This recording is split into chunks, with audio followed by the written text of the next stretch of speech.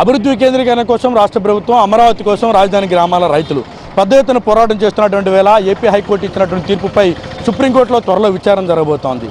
అసలు సుప్రీంకోర్టులో విచారణ సందర్భంగా రాజధాని గ్రామాలు ఏమంటున్నారు, ఇటు రాష్ట్ర ప్రభుత్వ వాదన ఏంటి, ఇరువురు వాదనలు ఈ విధంగా ఉంటే అసలు సుప్రీంకోర్టులో ఏ వాదన జరగబోతోంది, సుప్రీంకోర్టు ఇచ్చే తీర్పు పైన రాజధాని గ్రామాల రైతులు ఏమంటున్నారు ఇప్పుడు చూద్దాం. రాజధానిపై కొత్తగా ఎటువంటి చట్టాలు చేసే అధికారం అసెంబ్లీకి లేదని, సిఆర్డీఏ చట్టం ప్రకారమే రాష్ట్ర ప్రభుత్వం వ్యవహరించాలని గతంలో హైకోర్టు తీర్పు వెలువరించింది. రాజధానిపై ప్రభుత్వం రైతుల వాదనల్ని సుదీర్ఘంగా విచారించిన హైకోర్టు గత సంవత్సరం మార్చి 2న తీర్పు వెలువరించింది.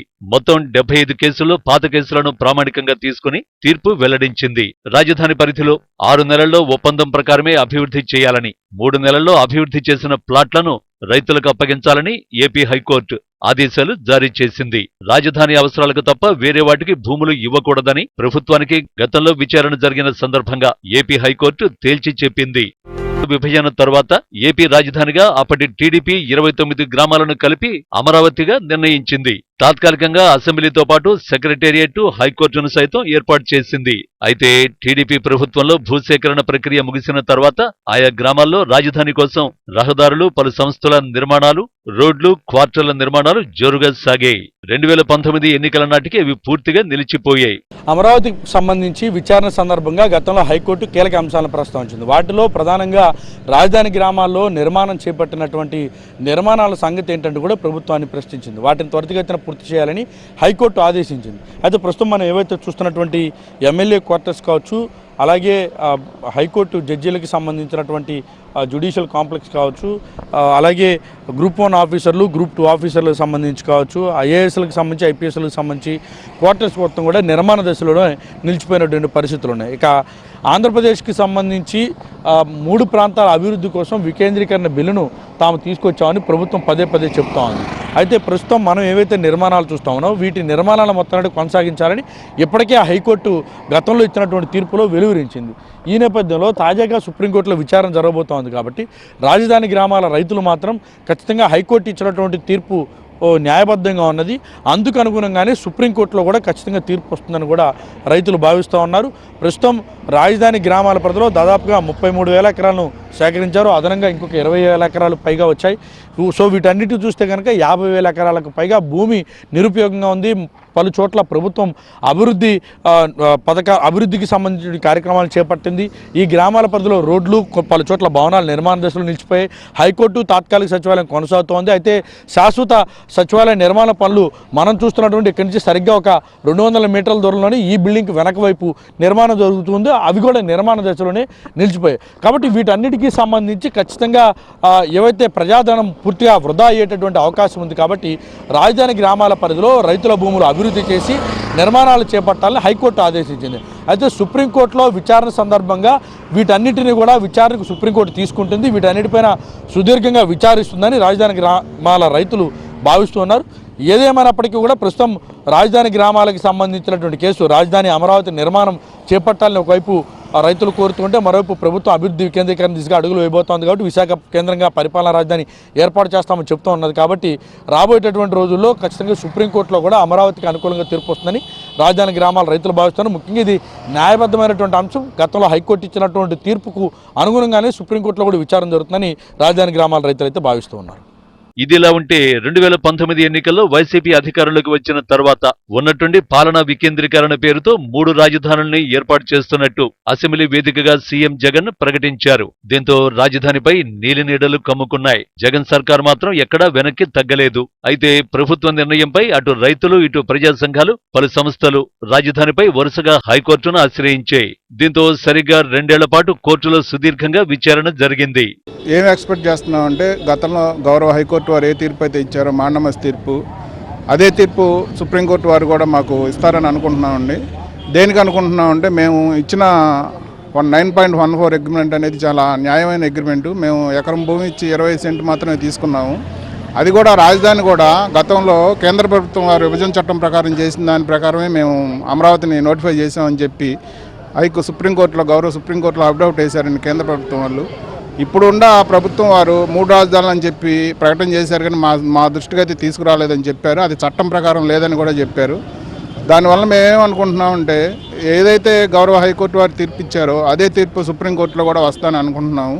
ఏపీ ప్రభుత్వం నిర్ణయంపై అమరావతి రైతులు భగ్గుమంటూ అప్పటి నుంచి ఉద్యమాన్ని కొనసాగిస్తున్నారు. హైకోర్టులో ఏపీ ప్రభుత్వం తీసుకొచ్చిన సిఆర్డీఏ చట్టం రద్దు, 3 రాజధానుల చట్టాలను సవాలు చేస్తూ హైకోర్టులో రాజధాని రైతులు తదితరులు దాఖలు చేసిన పిటిషన్లపై విచారణ కొనసాగింది. ఆ విచారణ జరుగుతున్న సమయంలోనే ప్రభుత్వం ఆ చట్టాలను రద్దు చేస్తూ యాక్ట్ 11ను తీసుకొచ్చింది. ఏ విధంగా అయితే హైకోర్టులో తీర్పు వచ్చిందో అదే విధంగా సుప్రీంకోర్టులో కూడా తీర్పు వస్తుంది. ఈ ముఖ్యమంత్రి గారు ఇక్కడున్నది కనీసం పావలా పని కూడా చేయకుండా ఇక్కడ హైకోర్టులో తీర్పు వచ్చి సంవత్సరం అయినా కూడా ఏమాత్రం కొంచెమైనా కదిలీకుండా, ఇక్కడ ఏమీ కదిలీకుండా కొంచెం 4 చెట్లు పీకేసి ఏదో హైకోర్టుకు చూపించారు. అదేవిధంగా మళ్ళీ అది ఏమైనా చేస్తా అయినా కొంచెమైనా చేయకుండా ఆ పాట ఆపేసి మళ్ళీ సుప్రీంకోర్టుకి వెళ్ళారు ఏదో సాధిద్దామని. ఇక్కడ ఏ విధంగా అయితే వచ్చిందో సుప్రీంకోర్టులో కూడా అదే విధంగా న్యాయదేవతని నమ్ముకొని ఉన్నాము. అలాగే న్యాయదేవతని ఏ విధంగా అయితే నమ్ముకున్నామో అదే విధంగా సుప్రీంకోర్టులో కూడా తీర్పు వస్తుందని ఆశిస్తున్నాము. ప్రభుత్వం 3 రాజధానుల చట్టాన్ని రద్దు చేసుకున్నప్పటికీ తాము దాఖలు చేసిన కేసులు కొన్ని అభ్యర్థనలు మిగిలే ఉన్నాయని, వాటిపై విచారణ జరిపి తగిన ఆదేశాలు ఇవ్వాలని ప్రభుత్వం తరఫు లాయర్లు కోర్టును కోరారు. దీంతో అటు ప్రభుత్వం ఇటు రైతులు ఎవరి వాదనలు వారు కోర్టు ముందు ఉంచారు. గత ఏడాది ఫిబ్రవరి 4వ తేదీన ఇరువురి వాదనలు ముగియగానే మార్చి 2న అమరావతినే రాజధానిగా కొనసాగించాలని ఏపీ హైకోర్టు తీర్పు వెలువరించింది. అయితే సుప్రీంకోర్టులో రాజధాని కేసు విచారణ జరుగుతున్న నేపథ్యంలో సానుకూల తీర్పు వస్తుందని రైతులు భావిస్తున్నారు. సుప్రీంకోర్టులో 28వ తారీఖు రాష్ట్ర రాజధాని అమరావతి కేసు ఈల్డింగ్కి వస్తుందండి. ఆ రోజు న్యాయమే గెలుస్తుందని మేము రాష్ట్ర ప్రజలందరూ అనుకుంటున్నాం. కానీ నేను ఒక వ్యక్తిగా, ఒక ఓటర్గా, ఒక వ్యక్తి అమరావతి రైతుగా నేను అనుకుంటున్నది ఏంటంటే, రాష్ట్రంలో పరిపాలిస్తున్న నాయకుడైనటువంటి జగన్మోహన్ రెడ్డి చట్టాలని న్యాయాల్ని గౌరవించే రీతిలో కనపడతలేదు.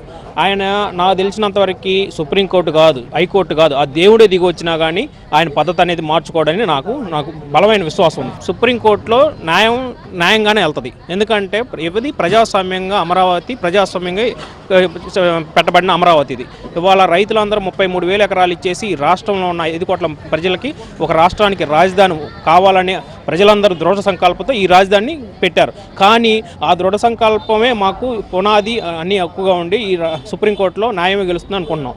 ఏపీ హైకోర్టు ఇప్పటికే 75 పేజీలతో కూడిన తీర్పును వెలువరించిన నేపథ్యంలో కేంద్ర ప్రభుత్వం సైతం సుప్రీంకోర్టులో అఫిడవిట్ దాఖలు చేసింది. ప్రభుత్వం గతంలో ఏపీ హైకోర్టు ఇచ్చిన తీర్పుపై స్టే ఇవ్వాలని కోరుతుండగా అమరావతి కేసులో సుదీర్ఘ విచారణ జరుగుతుందని రైతులు భావిస్తున్నారు.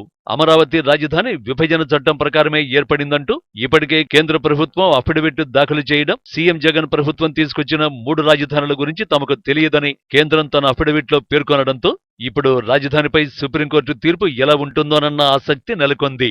మార్చి 3వ తారీఖు గౌరవ హైకోర్టు వారు ఒక సంచలనాత్మకమైన తీర్పుని రాష్ట్ర ప్రజలకు అందించడం జరిగింది.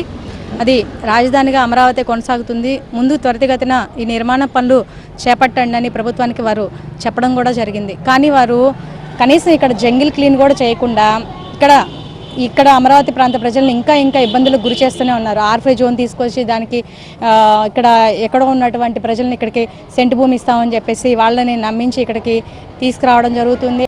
చట్టాలను గౌరవించాలని చెప్పి చట్టం చెప్పే వాటిని ఆయన అమలు పరచాలని ఇప్పటికీ అమలు చేయాలని చెప్పి కూడా మేము కోరుకుంటున్నాం. మొత్తానికి రాజధాని కేసు సుప్రీంకోర్టుకు చేరింది.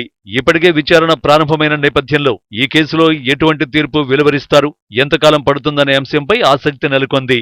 ఈ విషయంలో ప్రభుత్వమే పైచేయి సాధిస్తుందా లేక రైతులు విజయం సాధిస్తారా వేచి చూడాలి. రాజధాని గ్రామాల రైతులు చేస్తున్నటువంటి డిమాండ్ న్యాయబద్ధంగా తేల్చి తీర్పును కూడా వెలువరించింది. ప్రభుత్వం మాత్రం సుప్రీంకోర్టులో అప్పీల్కి వెళ్ళింది కాబట్టి అక్కడ కూడా తమకు న్యాయం జరుగుతుందని రాజధాని గ్రామాల రైతులు భావిస్తున్నారు. చూడాలి మరి సుప్రీంకోర్టులో విచారణ సందర్భంగా ఏం జరగబోతుందని. కెమెరా పర్సన్ జయంతో వసంత్, హెచ్ఎం టీవీ, రాజధాని గ్రామాల నుంచి.